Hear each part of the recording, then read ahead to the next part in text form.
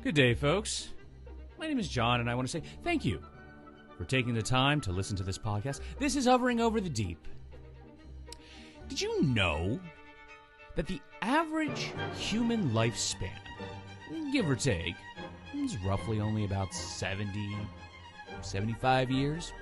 And this is, of course, barring a great many variables. Of course, untimely deaths and sickness and ailments and just the natural proclivities of life. But generally speaking, we can assert that in 2020, the average human will live about 70 years. That's not bad, actually. That's pretty good.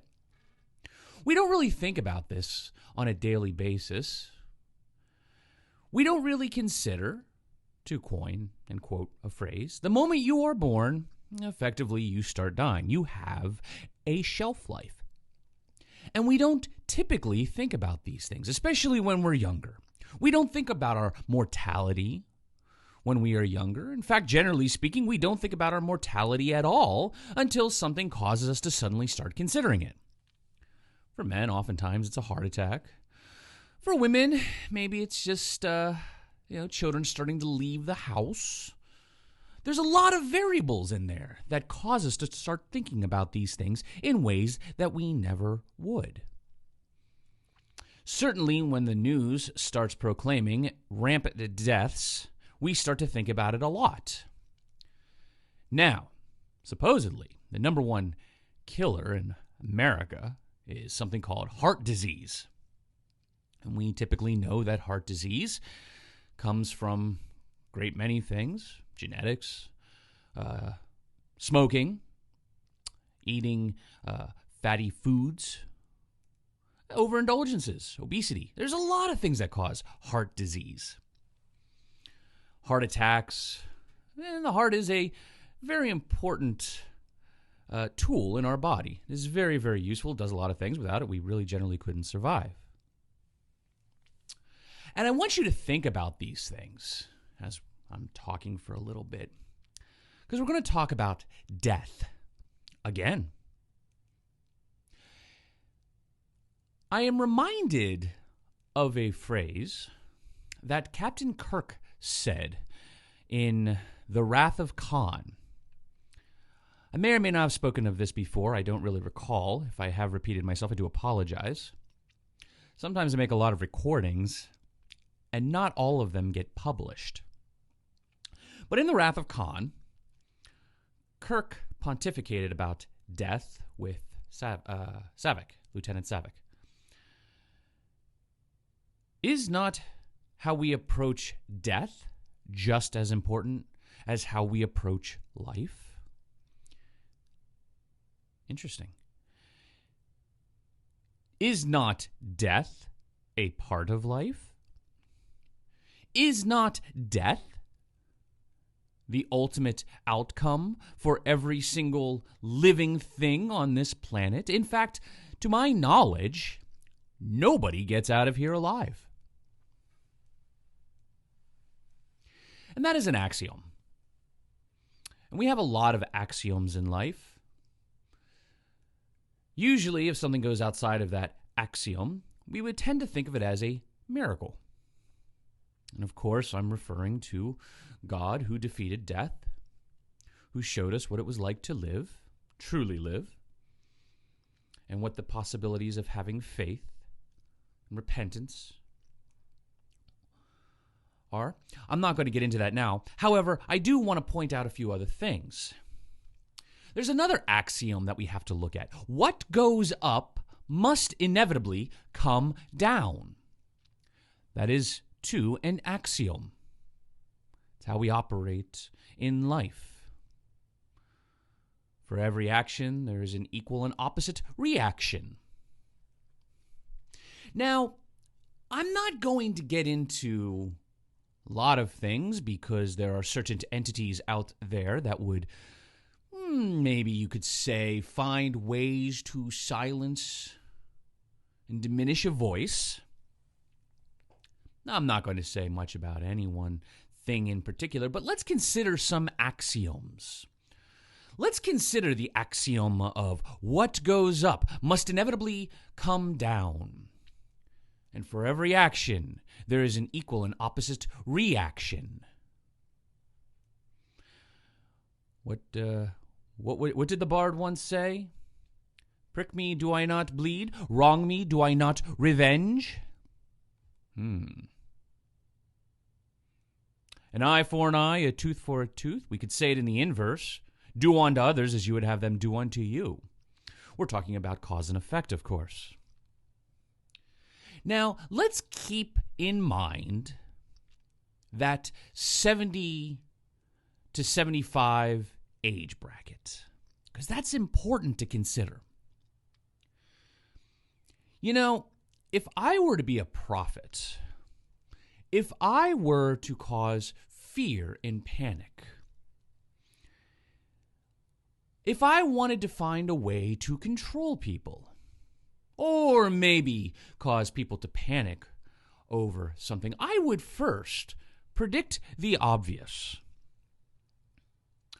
I would find a way to come up with a rather obvious scenario or proclivity, and I would embellish it in a way that would strike fear in the hearts of people. Now, if I were a good scientist, maybe a good meteorologist, I could adequately predict, to a certain extent, the natural ebb and flow of life. We do this with the weather, typically. Now, from a scientific perspective, it's kind of hard to predict the weather to certain degrees of accuracy, although we do a fairly good job of it. We've studied it long enough, and we can sort of kind of guess where it's going to get and where it's going to go to a reasonable degree of accuracy. Now, with that in mind, you could possibly say that if I were to advertise these predictions of meteorology, of maybe sunspot cycles, I might be able to predict certain proclivities such as the Earth is going to get warmer. And then maybe you could say that I am going to predict that the Earth is going to get cooler.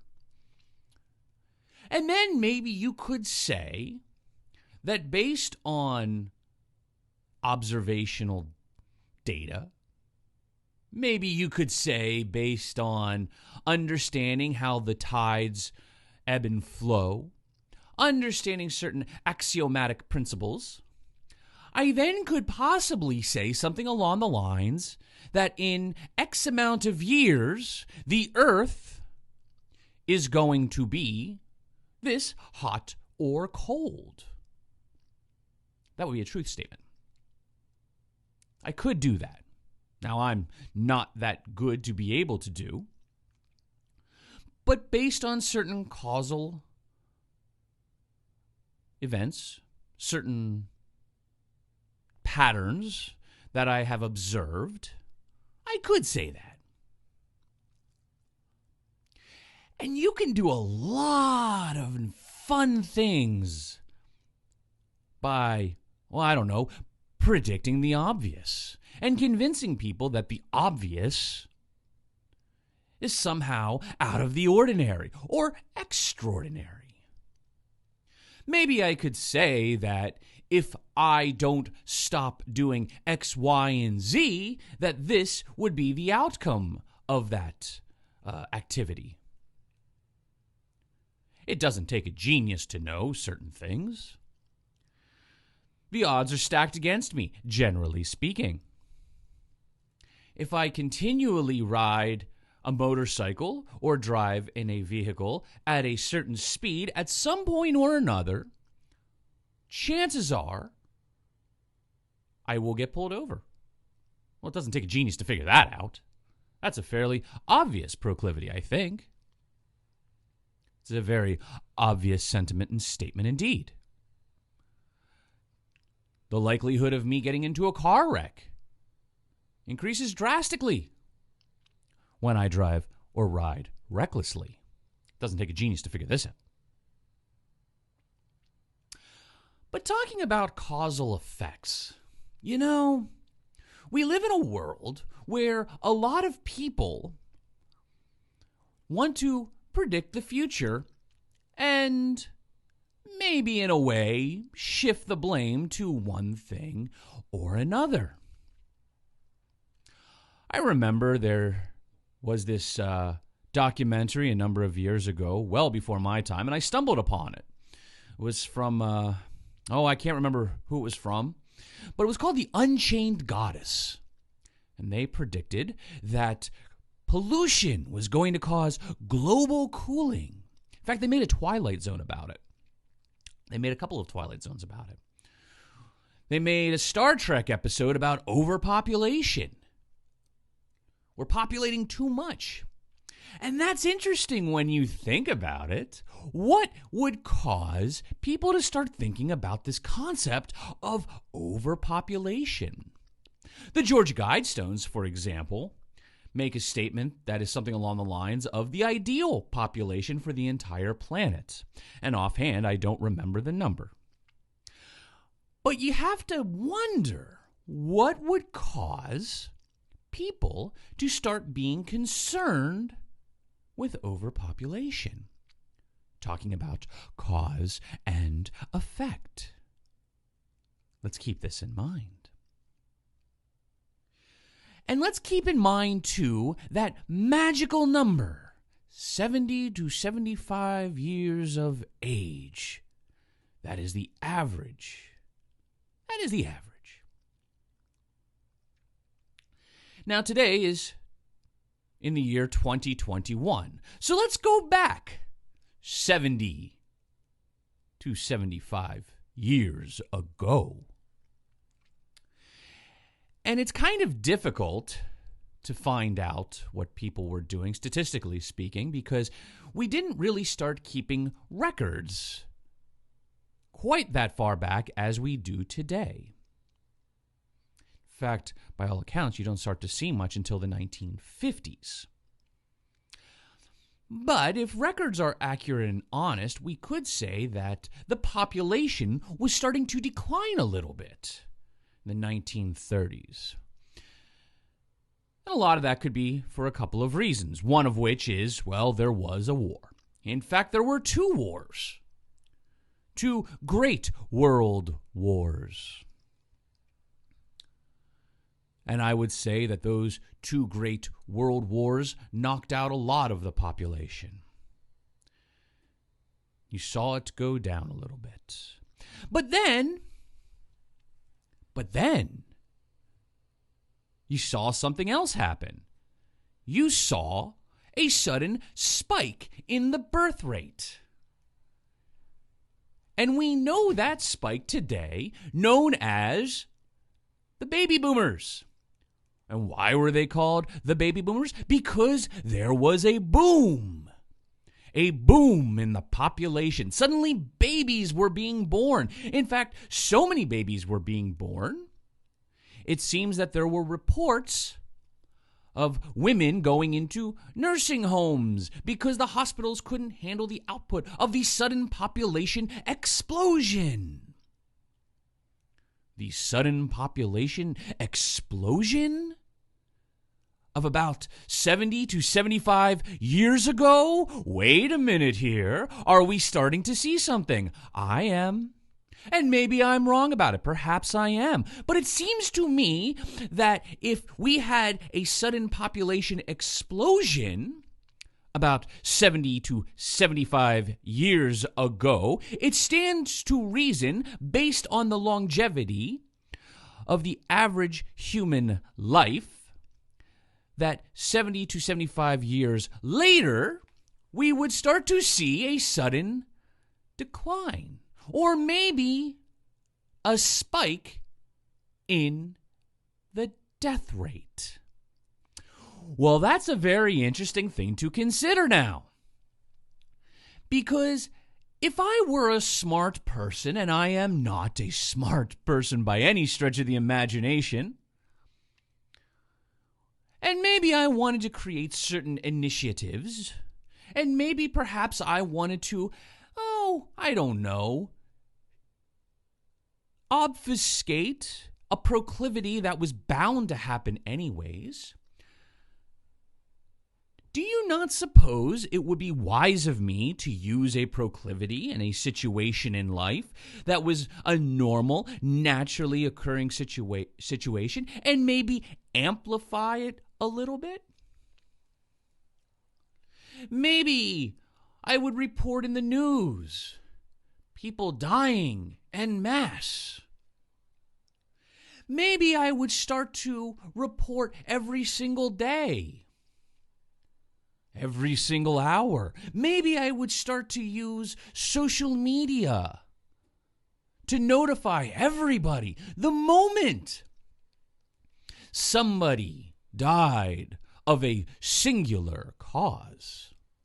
But what's striking to me, when you look at data, when you start to consider data, what's striking to me is that there seems to be a high instance of people in a singular age bracket, all of which are facing the end of their life. Now, if I were a smart man, and I am not, maybe, just maybe, what I might do is I might start to say, well, you see, we need to change our ways because look at all of the people who are dying. All of those people between the 70 to 80 age bracket. And there suddenly seems to be a lot of people in that age bracket who are suddenly dying. And to be sure, it would seem to me that when you have a large spike in the population, to reiterate, you would have a large spike or a significant increase in the mortality rate. Now, I'm not saying that it's not heartbreaking. I'm not saying that it's not tragic, but such is the drama of life. I have long since reconciled, and though sometimes it does bother me greatly, that someday I may be without my wife, and someday my wife may be without me. I am without my father, and someday I will be without my mother. And my mother and my father had already lost their parents long before. Everybody is going to lose somebody, and we are all going to lose somebody close that we love. This is a part of life. Death, a long time ago, used to be personal. We used to accept it more than we do today. Now, death is sanitized. Death is something that we do over here, not in the homes, not in the fields. Death is something that happens in isolation. We don't die in our homes anymore, generally speaking, surrounded by family and friends. No, we die in a sanitized hospital. We are removed from it. Unfortunately, sometimes in warfare, we no longer get up and close and personal with the person we are killing. We do not draw our swords and look the person we are killing in the eye. We don't do that anymore. We kill from afar. We kill with machines. We don't have to sully ourselves with the realities of death. Oftentimes, death is looked at little more than a video game. If I die, I'll respawn. How many times has the little character on the screen died and you have a one-up that gives you an extra life, and there you are playing again, resurrected as if nothing ever happened? No, we do not think about death. But to go back to the phrase, is not how we handle death just as important as how we handle life? Are these not the realities of life? At some point or another, somebody that you love is going to die. And I have also reconciled, too, that there are a number of people that I have encountered in my life that I will not see in the afterlife, in the true life, in the life that the Lord God had intended for us. There are people that I know to this day, and there will be people that I know that I will not see in glory in the kingdom of heaven. I am well aware of this. It saddens me, but there's not much I can do about it. Furthermore, there are people that I would never expect to see in the kingdom, bathed in the Lord's glory, but yet there they will be, repentant, washed free of their sins, in faith by the grace of God. This is intriguing to me. But I will stand by them, unified in Christ. But the reality is, whenever I lay my head down, the natural causes of life have taught me, whenever I lay my head down at some point or another, I will wake up somewhere talking about the ebb and flow and the predictable patterns of life. I do hope, and in faith I believe that I will wake up in the Lord's keep, in the house that the Lord has prepared for me, in the room that the Lord has prepared for me. Of course, these are metaphors to help us understand a greater truth. But the reality is, at some point or another, my time, your time, all of our time here is fleeting. In fact, the longer that the planet exists, the more years that go by, the shorter our time is compared to the whole of existence. 70 to 75 years, ideally, in a world that has 6,000 to 8,000 years of recorded history is nothing. In fact, you don't even know the majority of the people that are on this planet. Certainly nor do I. I couldn't even quantify a percentage-wise of how many people I know compared to how many people there are.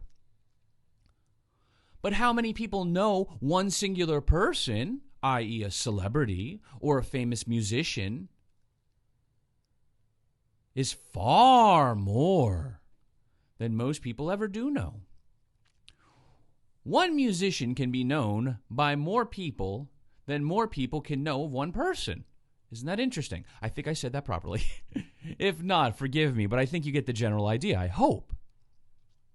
But our time here is fleeting. And how we approach these days of ours, how we approach them, is just as important as how we live them. At some point or another, you will die. I'm sorry to say. But where you put your faith and where you wake up after you close your eyes, after this mortal coil has been released, after our consciousness goes to wherever it goes, maybe for the first time waking up in the real world, depends entirely on you and where you put your faith. It's hard. It's tragic. It's wonderful. There are so many things that come from this, and to be sure, this is not the way it could have been, but it is the way that we chose. It is hard when we lose people, but it is part of life. And these are some things that we should consider with a little bit of humility and a little bit of respect. For you only have one life on this planet to live, and in an eternity to either rejoice in it or regret in it. Now, that's very interesting. I have committed many sins. I am far from perfect. But I have asked the Lord to forgive me for my petulance, for my intemperance, for my foolishness. At one point, I did not recognize the damage that I caused. But now I know. I've seen it firsthand. That's all I've got for you today, folks. I hope you gleaned something from this. And I hope this recording turned out as well as I think it did. Until next time, folks, I bid you good day, God bless, and peace be to you.